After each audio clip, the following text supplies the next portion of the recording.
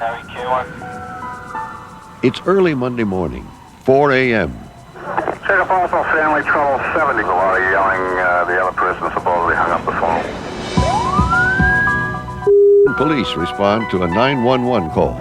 Realizes says she has a restraining order and he's climbing in the window.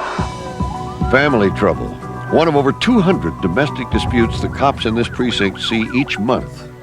What are you doing down here? She called me over here. So what? You're supposed to stay away. These officers are going to arrest this man for violating his restraining order. He was trying to break into the home where his ex-girlfriend lives with their son. Why are you doing this for? All weekend. After a long night of arguing, she finally called the police. You gotta take it, pal. He'll spend the night in jail. She can fall asleep without fear, knowing he won't be coming back. But what about their 3-year-old son? What are his fears? What is he feeling? Time and time again, he has watched his parents come to blows. His father spent 6 months in jail for assaulting his mother, and the police have been called to his home 20 times in the last year. How much more can you take? You love him. How does a little boy begin to understand what he's witnessed? And what will happen to him and the millions of children just like him? I love my mommy, my daddy. Children living with domestic violence. I wasn't up downstairs. I was in my room. And what did you hear? Fighting. He was bad. He was bad? Was he bad to you? No, he was bad to you. He said he'll kill my mom first and then he'll kill us. I'm always afraid of him because you know why? He's always bad to my mom and he always makes her sick. Like veterans of war, all of these children have witnessed torture and terrorism. But their war zone is not in some far-off country. It's in their own homes. My mother was screaming, she was crying. It was in this home, almost a year ago, that Betsy Pagan's children woke to the terrifying screams of their mother pleading for her life. He was stabbing me. He was telling me, die. I hate you. Why did you leave me? I hate you. I hate you. I was like, please don't kill me. Please don't kill me. That's when the kids heard me.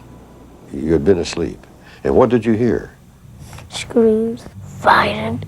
When I went in, the bed was bloody and the rug had blood on it. He was on top of my mother and he was just stabbing her. What did you do then? I saw the blood, so I called 911. Jean, Marino, and Betsa had seen their mother and their stepfather fight and argue for years. They were all relieved when their mother finally broke up with him. No one thought he would try to kill her. I was covered with blood. I had lost so much blood. And that's when I saw Betsa. She jumped on him from the back and she pulled him off from me and threw him on the floor. I was like saying, oh my God, please don't let her die. And she was already on top of me with her body covering mine to save me. He was like, please, she was like, please don't kill my mommy. Please don't do this to my mommy. And when I saw he was ready to come and stab her, I just pushed her out the way. And that's when he stabbed me right on my chest. You punctured a lung, too, didn't you? You got a stab wound in the heart? Yeah.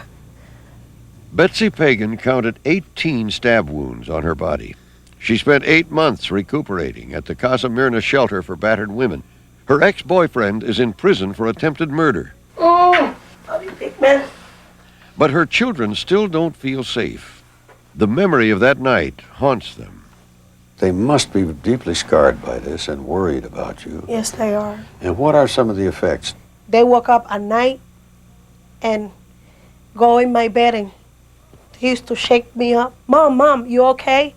To see if I was breathing. Because they were worried. Sometimes I wake up and I have my kids with their head in my heart to hear if I was, to see if I was alive or something.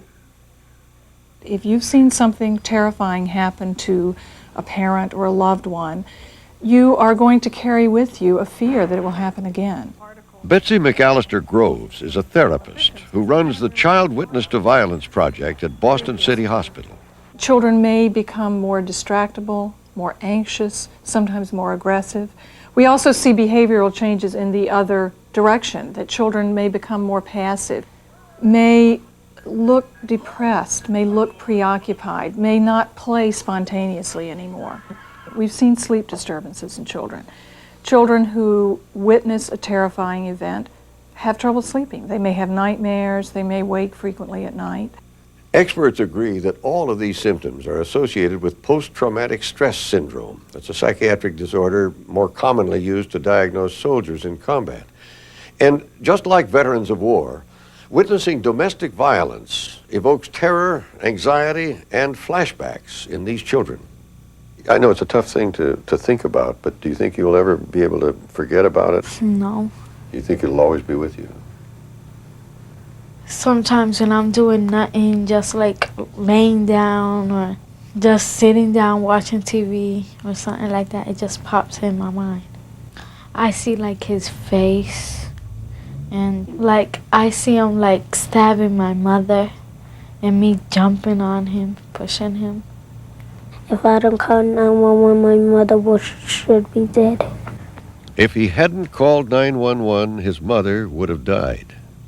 Those thoughts still terrorize 9-year-old Jean. And the youngest, Lulu, won't even speak about what she witnessed that night. All of the children received counseling at the Battered Women's Shelter, and the boys are continuing therapy in school. They say they are healing. The counselor in my school is helping me taking that out of my mind. Why would it be bad if it got back to your mind? We'll be dreaming about it. The fear of dreams turning into nightmares makes bedtime really difficult for children who've been exposed to domestic violence. 2-year-old Genesis screams like this every night. She and her 4 siblings all witnessed their father's violent behavior for years. He's in jail now for going after their mother with a machete. I will kick somebody's butt. But it is 5-year-old Pedro's aggressive behavior that worries his mother the most. He's been kicked out of one school, has been involved in street fights, and seriously injured a child with a brick. He is currently being treated at the Child Witness to Violence Project. Children who are too young or too afraid to talk about their fears are encouraged to use play and art therapy to express themselves in order to heal. I want to be a good daddy. 4-year-old Navneet drew this picture of a monster for his counselors. He says the monster is his father, and Navneet is afraid he'll kill the family with the knife he's holding. He says it reminds him of the loud and bumpy sounds he heard one night. I thought that was a monster, and that was a monster noise, I thought. But that wasn't, that was my dad. He has wild monster noises. Like he has a bad attitude at people. Navneet's 8-year-old sister Jasmine drew this. Her counselor says her thoughts are red because they symbolize violence. But the knife has a window in it, showing a way out. I'm afraid that he might find us someday and kill us. After 11 years in a violent marriage, Bhupinder Kaur fled with her 3 children. They are now in hiding. But the judge is forcing the children to have supervised visits with their father once a week at a neutral location. I think my father is not very nice. He's abusive. I don't want to see him. And what I think is like, why does he have to be that way? Why can't he be like everyone else? Until you read the girls' Christmas lists, you really can't understand the loss of innocence for these children. Jasmine's top 3 wishes are to never see her father again, never in her lifetime.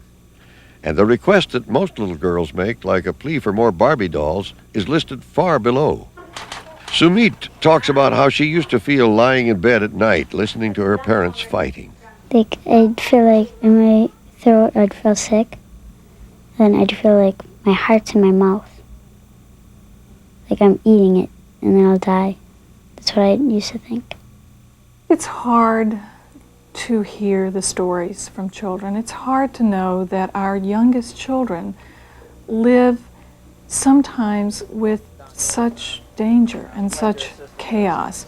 Happy birthday to you. Happy birthday. Betsa Pagan just celebrated her 13th birthday. Make a wish. Good one. Betsa told us that she feels good because she knows she's safe now. But she also feels bad because of what she had to go through. Things like that just don't go away so easily, she says. I love you. And later that night, her brother Marino proved that to be true. Marino, what's going on, baby? When his dreams once again woke him. Hey, remember? Remember what I always say to you? No? We are safe here. Nothing is gonna happen to us. Okay? It's over. It's over. Alright? Okay, honey?